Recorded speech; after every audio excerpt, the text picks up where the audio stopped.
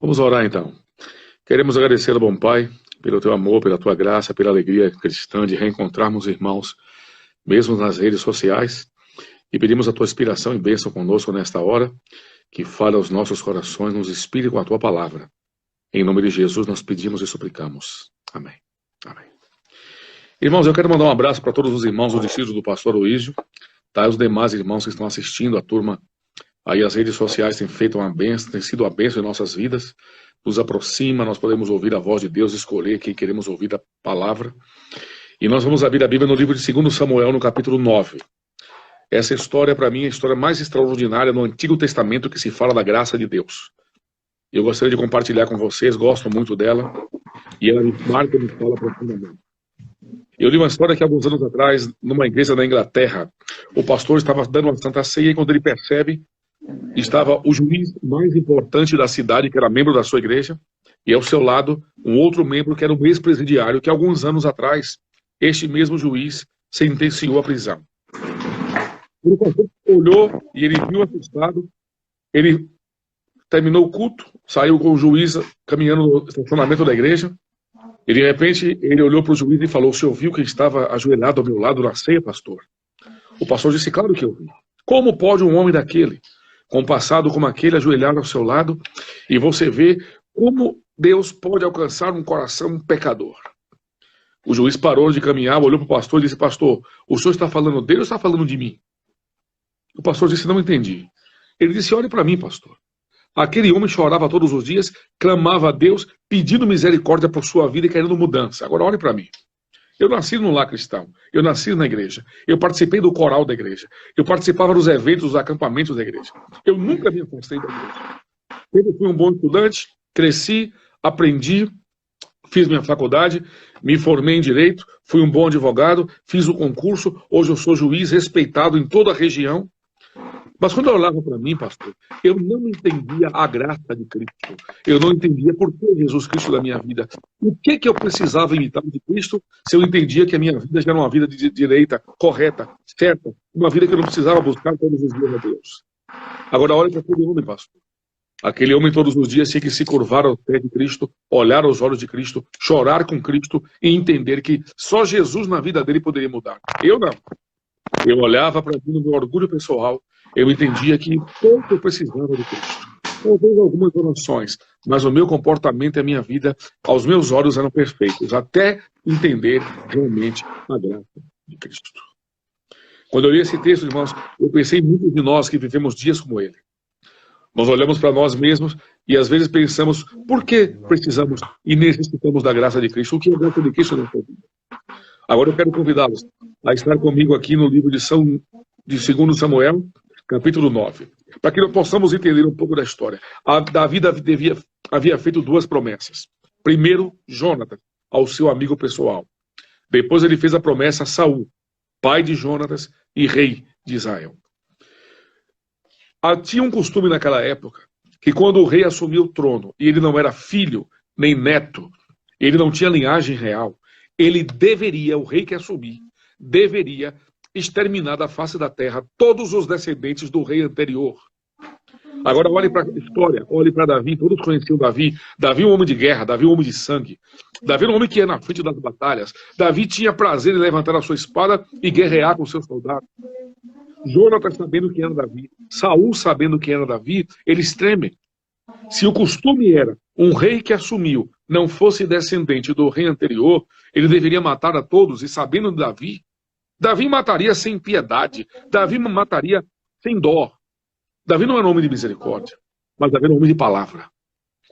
Em um momento, eles estão conversando, e essa história está em 1 Samuel, do capítulo 20, do verso 12 a 17, um diálogo entre Davi e Jonatas. De repente, Jonatas olha para Davi, em um momento de conversa, ele diz assim: "Davi, meu amigo, você me promete uma coisa?" Davi disse: "Depende o quê?" "Você promete que quando você for rei, você não vai destruir da face da terra os nossos descendentes, os descendentes meu e de meu pai?" Davi não era um homem de misericórdia, mas Davi era um homem de palavra. Davi olhou para aquele homem, amigo pessoal, e disse: "Por amor a você, Jonatas, eu prometo, se eu for rei, Quando for, eu jamais destruirei os seus inimigos da face da terra. Jonas entendeu a voz de Davi, sabia que era um homem de Deus, sabia que era um homem de palavras, e Jonas acreditou e sabia que Davi ia cumprir. Algum tempo depois, lá em 1 Samuel, capítulo 24, do verso 20 a 22, o rei Saul está na caverna, Davi entra, vocês conhecem a história. Davi rodeia o rei não ouve, o rei não vê, muito escuro. Davi corta um pedaço do tecido do rei, sai dali, e ele fica lá fora da caverna. Quando o rei se levanta, o rei estava agachado, quando ele sai da caverna e vê Davi, o rei Saul levanta a espada, olha para Davi e diz a Davi, você veio me matar, não é Davi? Davi disse, jamais tocaria no ungido do Senhor. O rei disse, o que você veio fazer aqui então? Me esperar sair da caverna para me matar com sua espada? Davi disse, jamais, jamais. E quero provar ao Senhor isso. Quero te dizer uma coisa, rei. Se eu quisesse matá-lo, eu entraria e mataria. O senhor estava agachado, eu arrodeei ao seu lado, cortei um pedaço do tecido da sua roupa, você não viu.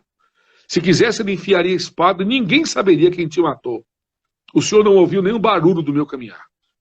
Quer uma prova disso? Aqui está um pedaço do pano que eu cortei da sua roupa. Não vim te matar, rei. A Bíblia diz que Saul olhou para Davi, entendendo o plano de Deus para a vida de Davi. Saul disse, você me promete, perante Deus, que você, quando for rei, jamais destruirá os meus descendentes da face da terra?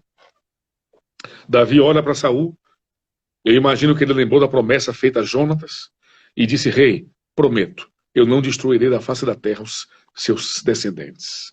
Apesar do rei que assumia entender que os descendentes do rei anterior seriam seus inimigos. Eles matavam para que o rei anterior, a descendência do rei anterior não se levantasse, não quisesse destruir, não quisesse invadir o palácio, não quisesse usurpar o trono e dizer, o trono é meu por direito. E com isso, eles matavam todos, e principalmente, imagine Davi, que era um homem de sangue. Vocês lembram a história de Davi, ainda novo, com Golias? Davi, uma criança, um jovem, ele enfrenta um gigante temido que ninguém queria enfrentar, mata, destrói, corta o pescoço e levanta e louva o seu Deus. Davi não temia ninguém, a nada a não ser o pecado, depois que ele teve uma vida de relacionamento com Deus. Davi respeitava a voz de Deus, ele ouvia a voz de Deus. O fato é que agora Davi está centrado na sua sala, no seu trono, na sua cadeira real. Davi começa a lembrar das promessas que ele havia feito, tanto a Jonatas como a seu rei, o antigo rei Saul. Davi levanta-se, olha para todos que estão na sala e vamos agora ao texto. Segundo Samuel capítulo 9, verso 1, diz assim, então disse Davi, ainda resta porventura alguém da casa de Saul para que eu possa mostrar da bondade para com ele por causa de Jonatas? Havia um servo na casa de Saul, cujo nome era Ziba, e chamaram que eles viessem até Davi, e perguntou o rei, você é Ziba? E ele respondeu, sou eu mesmo, teu servo. Então disse Davi, ainda resta alguém da casa de Saul, para que eu possa mostrar da bondade de Deus para com ele? Então Ziba respondeu ao rei, e disse, ainda há um filho de Jonatas, mas ele é aleijado dos 2 pés. E Davi perguntou onde ele está. E Ziba disse, na casa de Maquir, filho de Abiel, lá em Lodebar. Imagine Davi agora sentado no trono, ele lembra da promessa que fez a Saul e a Jonatas. Davi levanta e pergunta àqueles que estão na sua sala, ainda existe algum descendente de Saul? Eu quero mostrar de misericórdia com ele por causa de Jonatas, de bondade, perdão, com ele por causa de Jonatas. Alguém diz, olha rei, nós não sabemos realmente, mas existe um homem chamado Ziba, ele cuida da herança, de tudo que Saul deixou, dos gados, da fazenda, de tudo. Se há, este homem sabe. Davi disse, mande chamar a minha presença agora. Ziba está cuidando de tudo aquilo que Saul deixou. E quando Ziba está em casa, alguém disse, o rei te chama agora. Ziba treme, vai à presença do rei. Quando ele entra na sala, Davi se levanta e pergunta, você é Ziba? Ele tremendo olha e diz, sim, sou eu, o teu servo. Ai dele se ele mente na presença de Saul, de Davi. Davi o mataria naquele momento com a espada. E quando ele diz que sou eu, teu servo, aí Davi diz assim, ainda resta alguém descendente de Saul, para que eu possa mostrar da bondade de Deus com ele? Vocês perceberam que Davi muda a história? Primeiro Davi disse assim, quero mostrar da minha bondade por causa de Jonatas, meu amigo. Quando Ziba chega, ele diz: eu quero mostrar da bondade de Deus. De Deus. A palavra no texto original não é bondade, irmãos. A palavra chama-se graça. A palavra é resed, do hebraico, que significa graça. Davi disse para aquele homem: eu quero mostrar da graça de Deus com ele. Onde ele está? Ziba disse: ele está lá em Maquir, na casa de Maquir, em Lodebar. Sabe o que Deus disse Davi, irmãos? Se você for à Bíblia no Salmo 89, do verso 20 ao 24, sabe o que Deus diz de Davi? Eu escolhi Davi, o meu servo, para ser prova como rei, e eu derramarei o meu óleo sobre a sua cabeça. A minha mão, diz o Senhor, confirmará as ações de Davi, e o meu braço será a sua força. Ele nunca será apanhado de surpresa pelos seus inimigos, e nunca será derrotado pelos perversos, disse Deus. Eu mesmo destruirei os inimigos de Davi e castigarei aqueles que odeiam Davi. E Deus diz: a minha fidelidade e meu amor cuidadoso estarão sempre com Davi, e ele se tornará forte e poderoso, graças a mim, diz o Senhor. Deus disse isso. Davi nunca perdeu uma batalha. Davi nunca perdeu uma guerra. Davi poderia lutar sozinho, ele destruiria um exército, porque Deus estava com ele. Eu me impressiono. Davi, com o único ato de jogar uma pedra numa funda, derruba o gigante. Não foi Davi, não foi a sua mira, mas foi o Deus de Israel que estava com ele. E quando Deus está conosco, irmãos, quem nós iremos temer? Aí Davi olha para Ziba e diz: vá buscá-lo. Ziba diz: Senhor, Saul tem um neto, filho de Jonatas, seu amigo, mas ele é aleijado dos 2 pés. Em outras palavras, o que Ziba queria dizer para o rei: rei, ele não pode assumir o trono. Ele está longe, ele sumiu, ele está lá em Lodebar. Rei, ele é aleijado. E na cultura daquela época, qualquer pessoa aleijada, por exemplo, eu, pastor, usamos óculos. Naquela época não poderíamos ser pastores, porque eles consideravam um defeito físico. Agora imagine se aleijado dos 2 pés, nunca ele tomaria o trono, nunca ele subiria o trono, nunca ele usurparia o trono. Vocês perceberam a resposta de Ziba ao rei? Ele disse: sim, ele tem um filho, mas ele é aleijado dos 2 pés. Davi não estava perguntando como ele era, como era a cor dos seus olhos, do seu cabelo, da sua pele. Davi não perguntou se ele era gordo ou era magro. Davi queria usar de bondade, de misericórdia, da graça de Deus com ele, por uma promessa que ele fez a um amigo pessoal. Irmão, sabe como esse rapaz ficou aleijado? O nome dele chama-se Mefibosete. Um dia, numa guerra no Monte Gilboa, Saul estava guerreando, Jonatas, o pai e o avô de Mefibosete, estavam na guerra. De repente, os soldados filisteus vêm contra Saul. Saul se desespera e diz: não vou morrer pela mão dos meus inimigos. Ele pega a sua própria espada, enfia no seu ventre e cai, e sangra. Não morre. Quando o soldado do seu exército passa, ele diz: não quero morrer pelas mãos de meus inimigos. Por favor, gire a espada e me mate. O rei deu ordem. O soldado não queria, mas o rei ordenou. E o soldado veio e girou a espada e Saul morre. Nesta mesma batalha, no Monte Gilboa, Jonatas, o seu filho, que possivelmente poderia ser o próximo rei, porque era da linhagem do rei Saul, morre. Os filisteus vêm se aproximar do povo de Deus. Um mensageiro desce do Monte Gilboa desesperado, em gritos, dizendo ao povo de Israel, aos moradores do palácio e das vilas: fujam, corram. Nós estamos desesperados, o rei e o seu filho estão mortos, perdemos nosso líder. E se não sairmos daqui, nós morreremos à espada dos filisteus. Uma serva de Saul, com toda a boa vontade, babá de Mefibosete, pega aquela criança, segura nos braços e sai correndo para fugir. Quando ela corre, ele cai das suas mãos e quebra os 2 pés. Já perceberam o quanto infelicidade em um dia só, irmãos? O rei morre, avô de Mefibosete, o seu pai morre, e ele cai da mão da babá e fica aleijado dos 2 pés. Não é assim que a vida faz com a gente, irmãos? Nós estamos em casa, o telefone toca e você recebe a notícia que não gostaria de receber. Você está em casa, alguém chega correndo e diz para você: olha, alguém que você ama sofreu um acidente e morreu.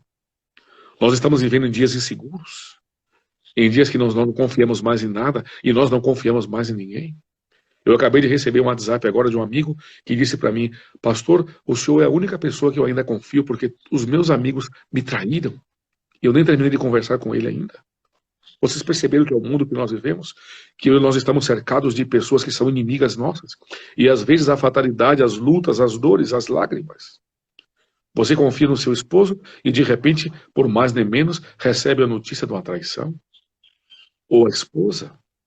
E nós estamos em casa e cuidamos dos nossos filhos com todo amor e carinho, e chega a notícia dos lábios de alguém que eles estão usando droga, que eles estão afastados de Deus e estão afastados de Cristo.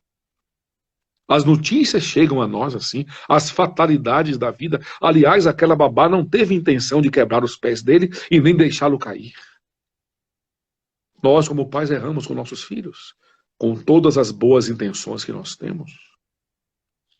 Às vezes eles escorregam dos nossos dedos, caem de nossas mãos, quando damos a melhor educação, levamos à igreja, damos lições e fazemos grandes coisas. Eu tive um grande líder, um grande ancião, que ele olhava para mim e dizia: pastor, as minhas filhas estão fora da igreja e eu fiz de tudo por elas. Eu levava os cultos, eu comprava CDs, eu dava DVD, eu coloquei para estudar em internatos, e me culpo por isso. E às vezes nós nos culpamos pelos nossos filhos. Agora lembre-se de uma coisa, irmãos. Deus, o maior pai do universo, ele teve filhos rebeldes que se afastaram dele, como Satanás. E Deus não tem culpa disso. Deus fez a parte dele. O que importa para nós é fazermos a nossa parte. E mesmo com aquela babá, querendo fazer as boas intenções, podemos perder nossos filhos. Ele caiu do braço e ficou aleijado. E ainda, o Ziba diz para ele está em Lodebar. Sabe o que significa a palavra Debar? A palavra Debar, irmãos, é um lugar que Deus disse a Moisés: Moisés, mandarei você para a terra de Debar. O povo de Israel vai para a terra de Debar, a terra que mana leite e mel, a terra que tudo planta, tudo colhe, a melhor terra da face da terra. Eu escolhi pessoalmente essa terra para o meu povo me adorar quando sair do Egito. Isso chama-se Debar, irmãos. Um lugar que tudo planta e tudo colhe.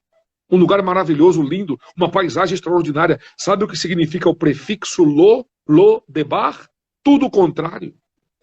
Em Lodebar nada se planta e nada se colhe. Lodebar é um lugar deserto, um lugar de tédio, um lugar de infelicidade, um lugar de dor, um lugar de angústia. Eu não sei como viviam ou comiam em Lodebar. Aliás, sabe quem morava em Lodebar? Fugitivos da polícia, pessoas marginalizadas. Eles fugiam e iam para Lodebar para que ninguém fosse buscá-lo, porque lá era um lugar deserto. Eu não sei nem como eles viviam, comiam naquele lugar, nem como os animais viviam, porque não tinham o que comer, irmãos. Aquele menino, com toda a infelicidade da sua vida, ainda foge para um lugar distante para ninguém achá-lo, e o rei o acha. Quantos de nós estamos fugindo para nosso Lodebar particular? Às vezes no quarto, na minha casa, eu me tranco, não quero ouvir ninguém, não quero falar com ninguém, não quero ouvir a voz de ninguém, não quero ouvir os conselhos de ninguém, desligo meu celular e estou quieto, calado, depressivo. No meu Lodebar particular.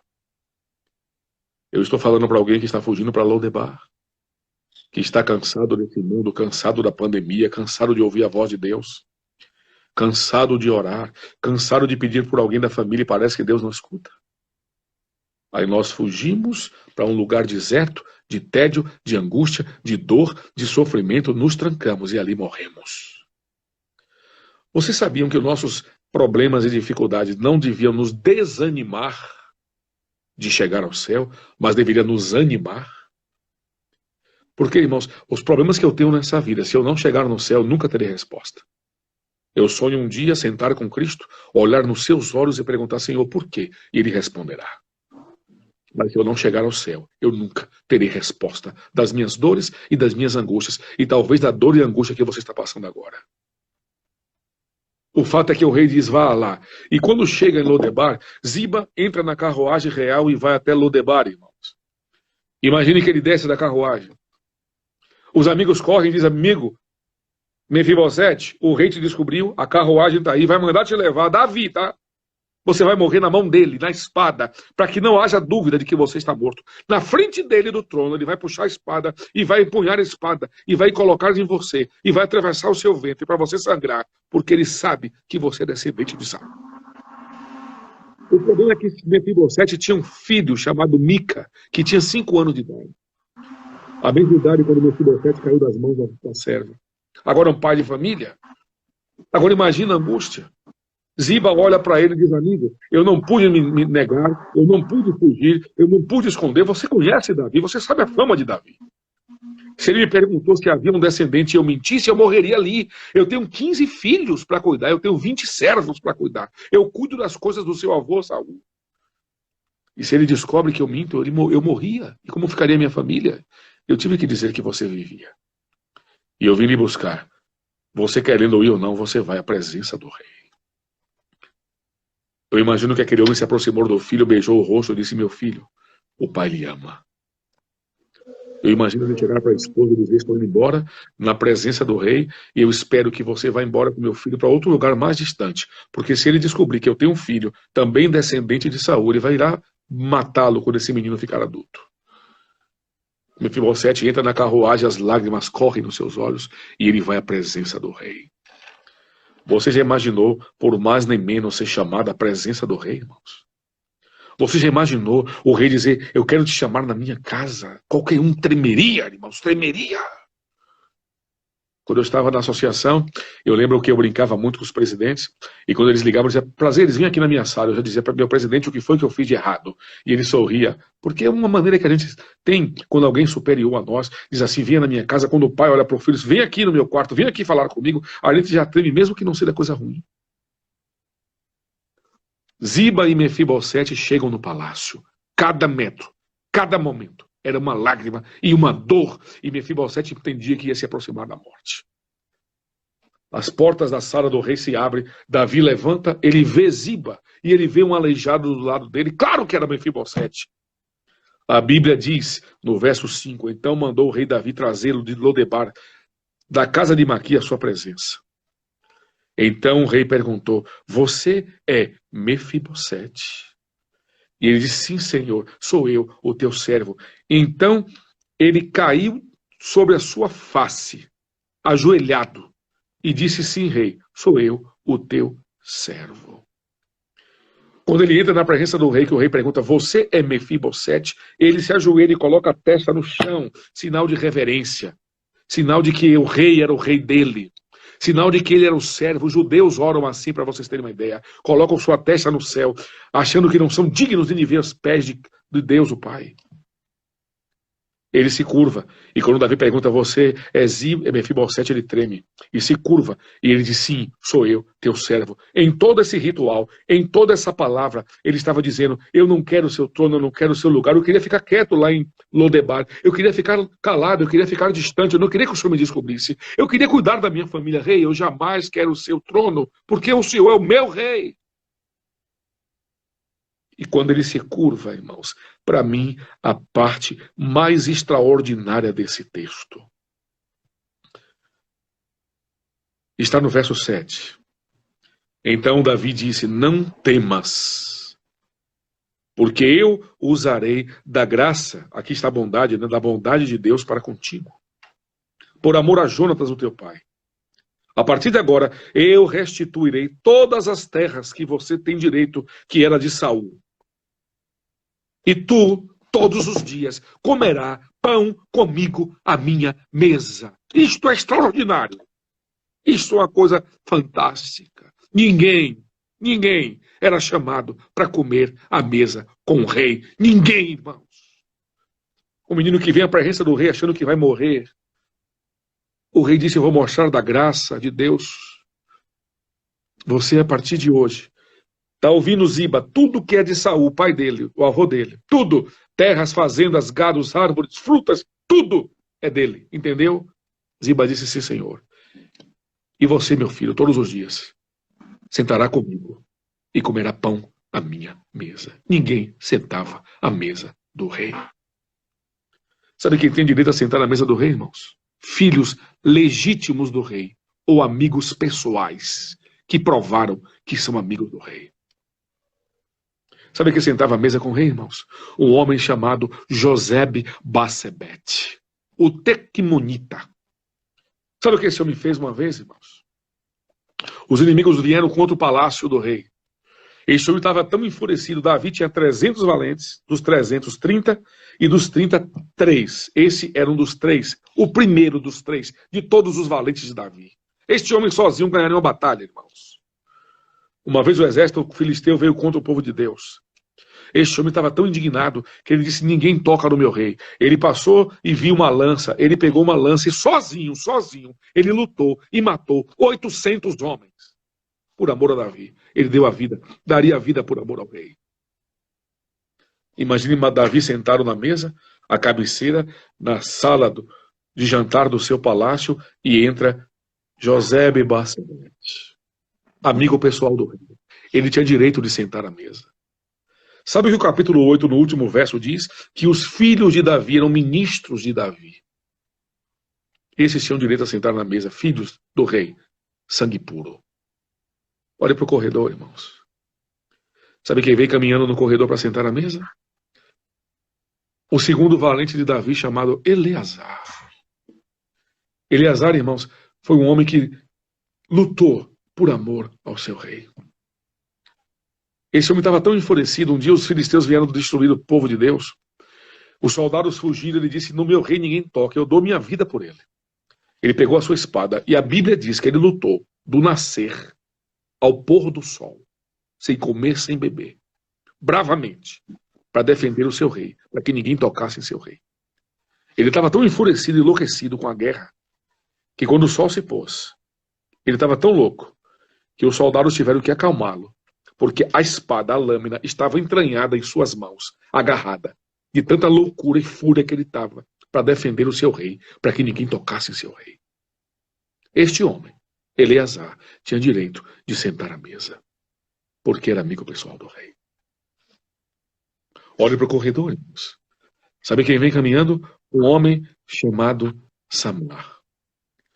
O povo dos filisteus vieram tomar uma plantação de lentilha do rei Davi.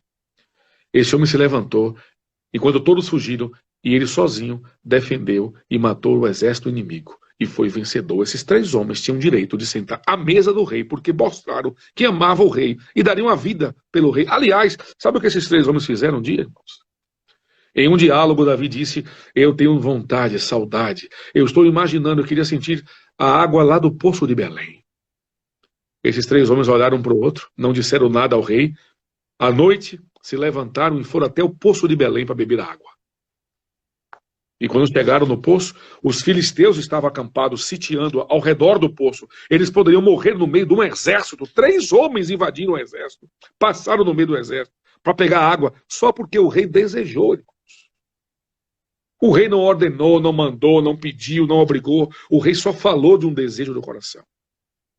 Esses 3 homens vão até o poço, pegam a água e trazem, felizes da vida por alegrar o rei. Quando encontram-se com Davi, eles dizem: Davi, o senhor disse que tem desejo de beber a água do poço de Belém, não é? Aqui está a água. Davi disse: peraí, não estou entendendo.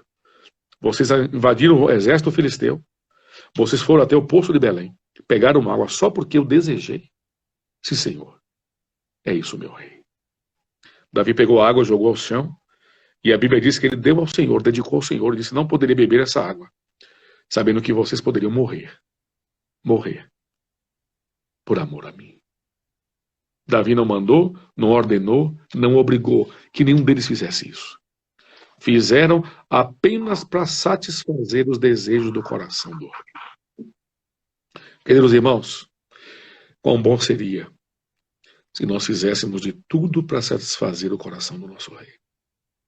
Os desejos de Cristo, as vontades de Cristo, a palavra de Cristo, os mandamentos de Cristo. Quão bom seria se todos os dias ao deitar nós tivéssemos a certeza de que tiramos um sorriso dos lábios de Cristo, alegre e satisfeito com o nosso dia, com tudo aquilo que fizemos para satisfazer o coração dele. Amém. Olha para o corredor, irmão, sabe quem vem sentar à mesa? Os filhos do rei Davi. Davi teve 18 filhos. Davi teve 6 filhos, 11 filhos, 6 filhos que nasceram em Hebrom, e Davi teve 11 filhos que nasceram em Jerusalém, 17, porque na genealogia não fala de Tamar, que era moça, filha, a princesa Tamar. Nós sabemos desse fato que ela é filha do rei pelo incidente que ela teve com seu irmão. Agora olhe para o corredor, irmãos.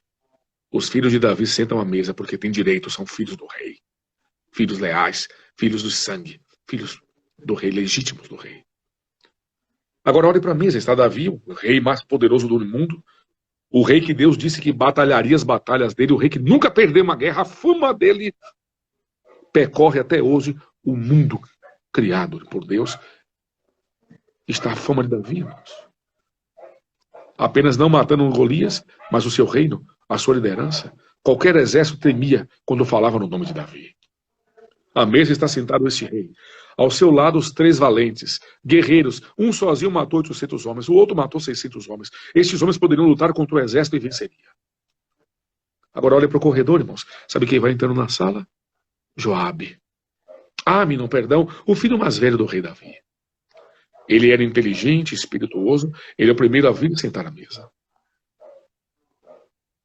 Olha para o corredor, irmãos. Sabe quem vem caminhando para sentar à mesa? Joabe. Joabe, hoje nós poderíamos dizer que ele era Mister Universo. A Bíblia o descreve como musculoso, de pele bronzeada, atraente. Assim diz a palavra de Deus. E ele entra com passos firmes como um general. Ele era comandante do exército do rei. E ele senta à mesa, orgulhoso. Estou na mesa de Davi. Ninguém sentava à mesa, irmãos, a não ser filhos ou amigos pessoais. Olha para o corredor, irmãos. Sabe quem vem se aproximando para sentar à mesa? Absalão. Absalão, a Bíblia diz que ele era apreciado por sua beleza. A Bíblia diz que da cabeça dele aos pés não havia defeito. Belo. Parem, pense. O rei mais poderoso do mundo, guiado pela mão de Deus, líder do povo de Deus, os 3 valentes, o filho mais velho, comandante do exército, Joabe, o general que nunca perdeu a batalha, fiel ao seu rei, o seu filho, o mais belo, o Mister Universo estava ali. Que mesa, irmãos, que mesa. Agora olha para o corredor, irmãos. Sabe quem vem para sentar à mesa? Tamar, a linda princesa Tamar, a filha do rei. Homens matavam 100 outros homens para poder casar com a filha do rei, com a princesa. Quando Tamar se aproxima da mesa, irmãos, Davi olha para ela e com seu sorriso, com seu orgulho de pai, eu imagino que o vento balança os seus cabelos, seu vestido, Davi olha orgulhoso, todos os olhos se voltam para ela, ela vem, beija o rosto do pai e senta ao seu lado. O pai orgulhoso. O rei mais poderoso, a princesa mais bela, o homem mais belo, o homem mais forte, o maior general, os 3 maiores valentes, nunca no universo, aqui na terra, se sentará uma mesa como essa, com tantas mentes ilustres e celebridades. Nunca. Olhe para o corredor, irmãos. Sabe quem vem caminhando? Um homem chamado Salomão. Aquele que seria o homem mais sábio da face da terra. O mais sábio, o maior rei, os 3 maiores valentes, o Mister Universo, o homem mais belo, a princesa. Que mesa. Que mesa, irmãos. Todos sentam, conversam um pouco, estão famintos, não conseguem mais conversar. Eu imagino que um dos filhos diz: pai, vamos comer porque eu preciso voltar para treinar o exército, eu preciso voltar às minhas atividades. E quando um dos seus filhos, e todos eles temendo de fome, vão colocar a mão na mesa, uma mesa farta, na mesa do rei, quando eles colocam a mão, Davi para e diz: não comam e não toquem. Ele diz com sua voz de comando, com sua voz de rei. Todos param assustados. Davi diz: ninguém come, ninguém toca. E um deles, talvez, meio assustado, pergunta ao rei: por que não? Davi diz: porque ainda falta alguém. Ainda falta um filho. Ele olha para o lado e conta aos 3 soldados. A minha irmã, eu, todos os filhos estão à mesa. Ele diz: pai, ainda não falta ninguém. Davi diz: ainda falta um. Enquanto ele não sentar, ninguém come, ninguém toca. Olhe para o corredor, irmãos. Sabe quem vem caminhando? Um aleijado. Mefibosete. Não era filho do rei.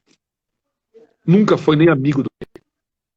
Ele era filho de um falecido amigo do rei, a quem o rei prometeu que não tocaria no seu filho, por amor a Jonatas e por amor a Deus.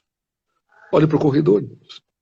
Um aleijado, não sei se com muletas, não sei se alguém veio segurando pelos seus braços.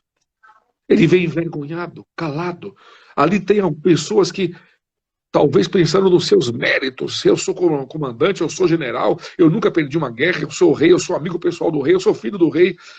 Se achavam que tinham méritos, mas ninguém tocou e ninguém comeu, enquanto alguém que não tinha mérito nenhum não sentasse para comer à mesa. Todos, até o rei, esperou um aleijado vir e sentar à mesa. Sem méritos, calado, quieto.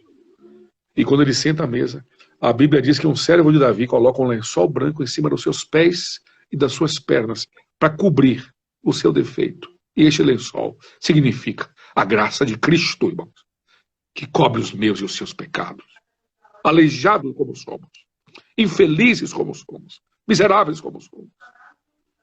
Mefibosete não tinha como pagar o favor de Davi. Eu lhe pergunto, você tem como pagar o favor de Deus por nós? Mefibosete era filho do amigo do rei. Nós somos filhos do rei. Mefibosete não tinha preço para pagar, irmãos. Nós somos aceitos pela graça, não pelos nossos méritos, mas pelos méritos do Filho do Rei de Cristo. Nós não temos o que oferecer a Deus como Mefibosete não tinha.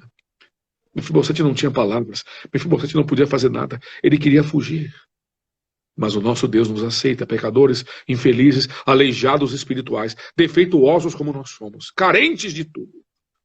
Ele nos aceita, por amor ao seu Filho Jesus Cristo, pela graça de Deus. Isto me deixa emocionado, irmãos. Isto é graça, irmãos.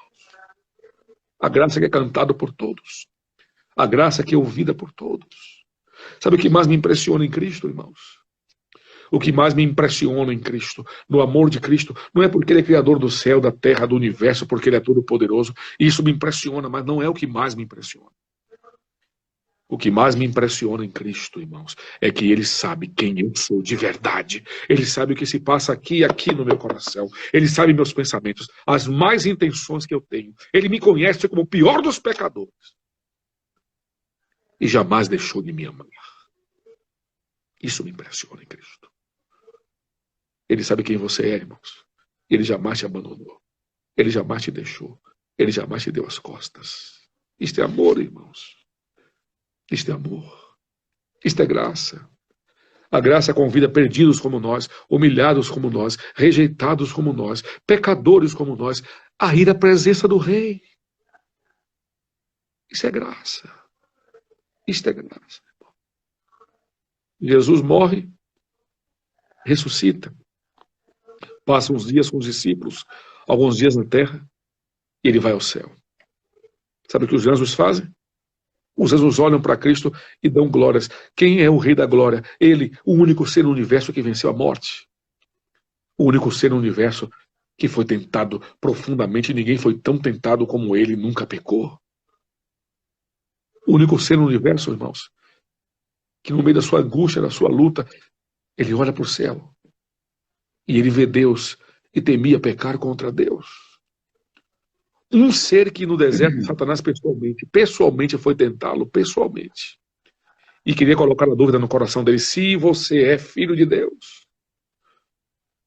E lá na cruz ele diz a mesma coisa, se você é filho de Deus, desça da cruz. No deserto, se você é filho de Deus, transforme pedra em pão.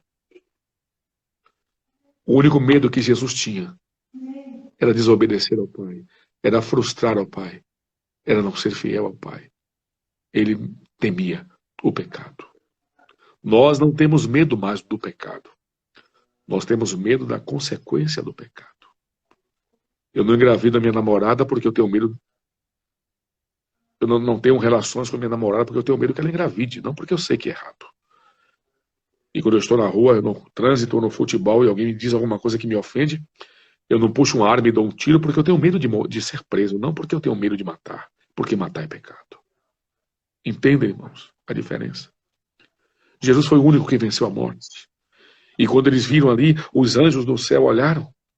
Os anjos não entenderam o amor de Deus, irmãos. Deus não tinha dado uma prova pessoal ainda do seu amor, a não ser quando ele mandou o seu próprio filho. Os anjos disseram, é loucura, o pai vai mandar o filho para morrer. Os anjos se ofereceram para morrer por nós. O pai disse, não, vocês não podem, vocês não têm vida em si próprio.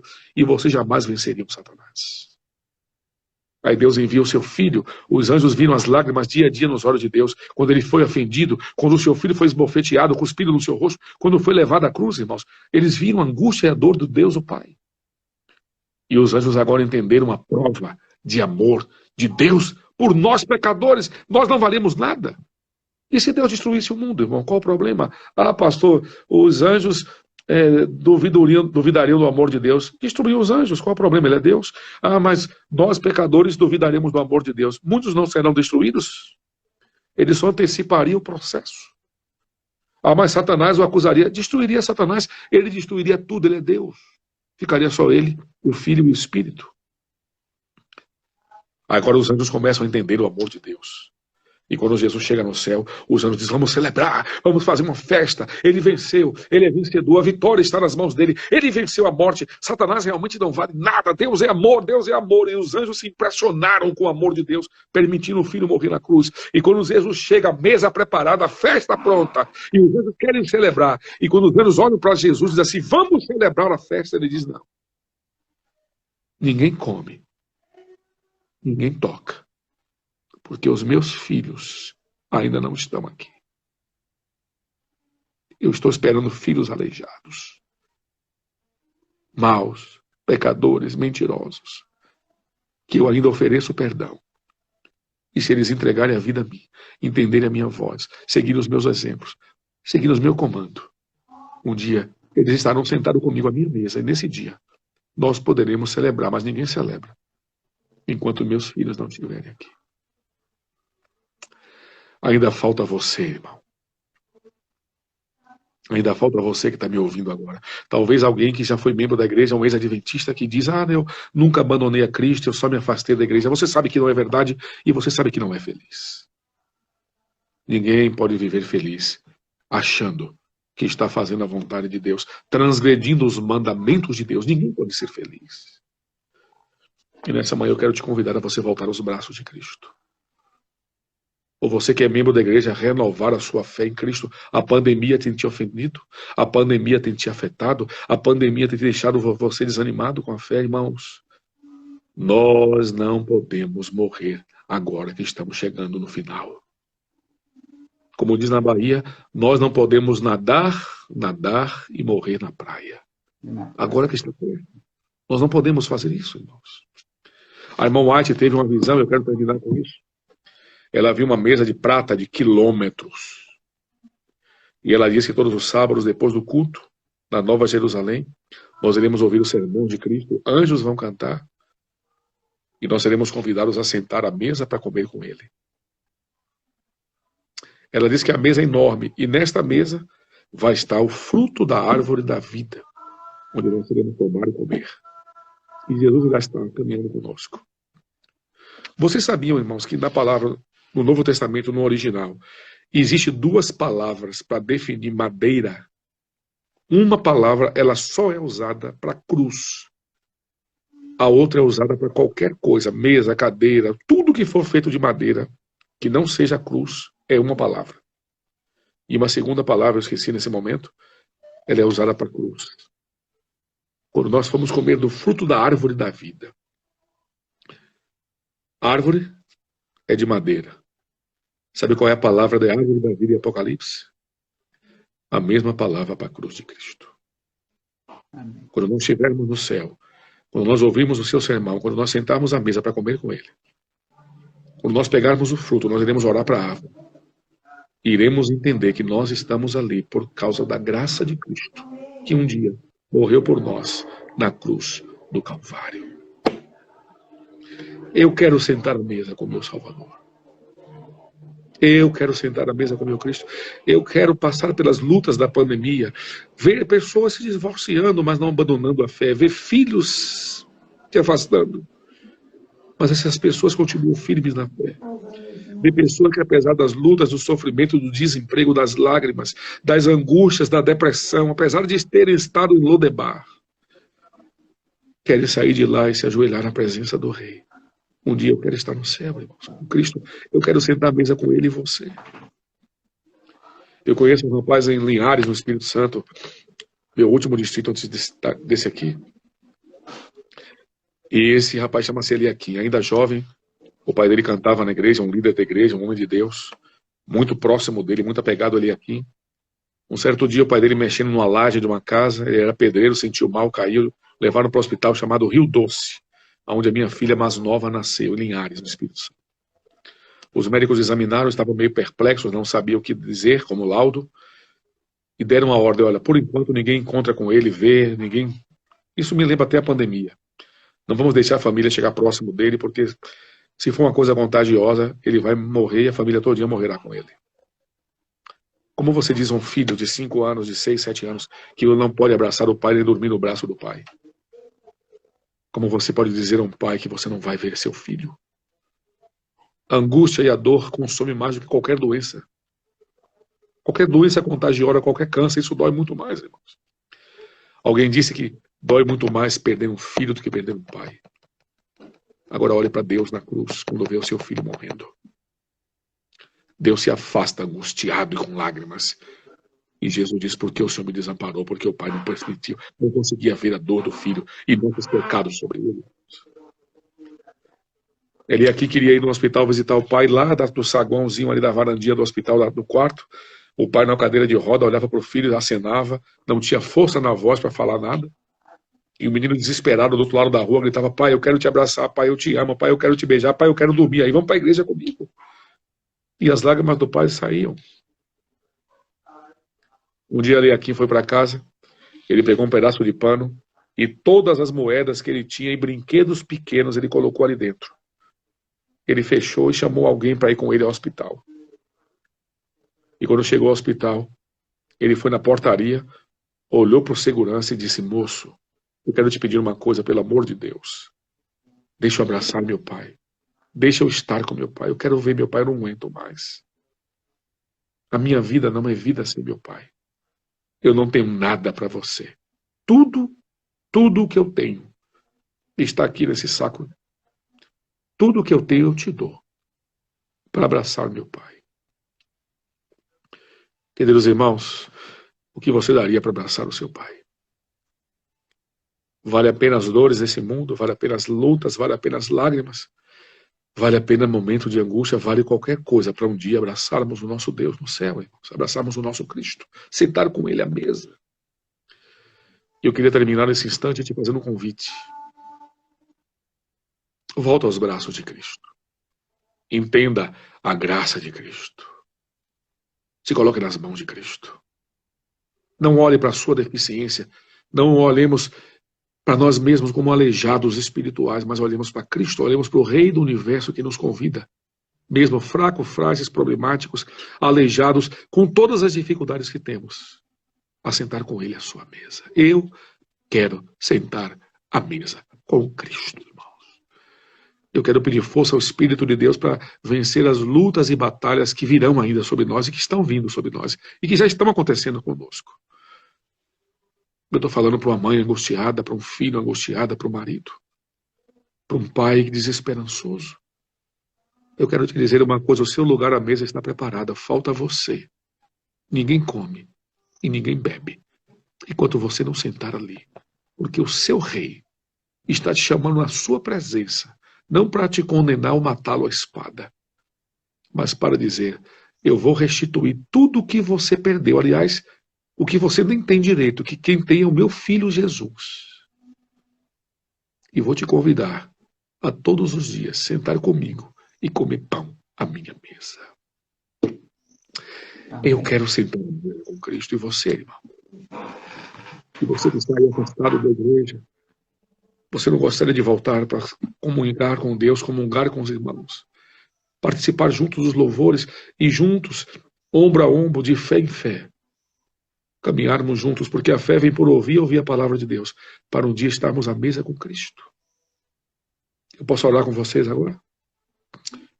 Querido Deus, queremos agradecer pela tua palavra. Se um homem como Davi pôde exercer graça na vida de alguém desconhecido, filho do amigo dele, quanto mais o Senhor, que nos criou e nos ama e nos tem como o que mais precioso para o Senhor.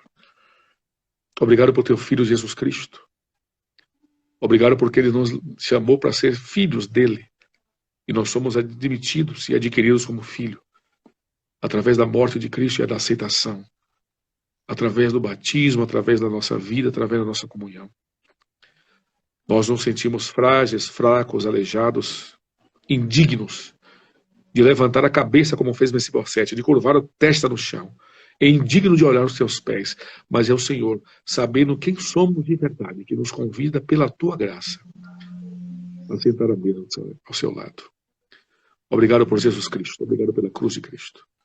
Que não venhamos olhar para nossos defeitos, mas possamos olhar para a alegria e o poder do nosso Rei. E que muito em breve, todos nós, possamos estar sentados à mesa. Obrigado porque o Senhor ainda não celebrou com os anjos. E obrigado por tua graça, que talvez nem os anjos entendam quanto amor o Senhor tem por nós.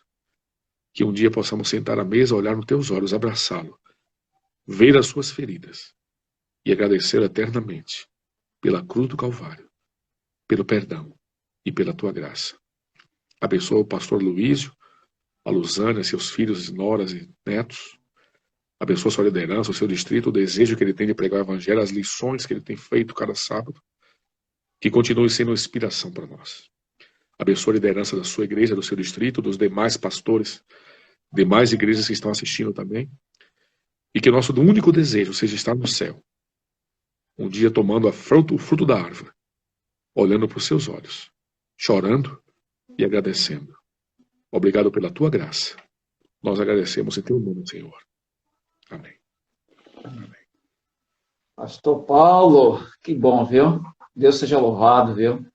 Que Deus possa continuar te fortalecendo. Falta 16 segundos.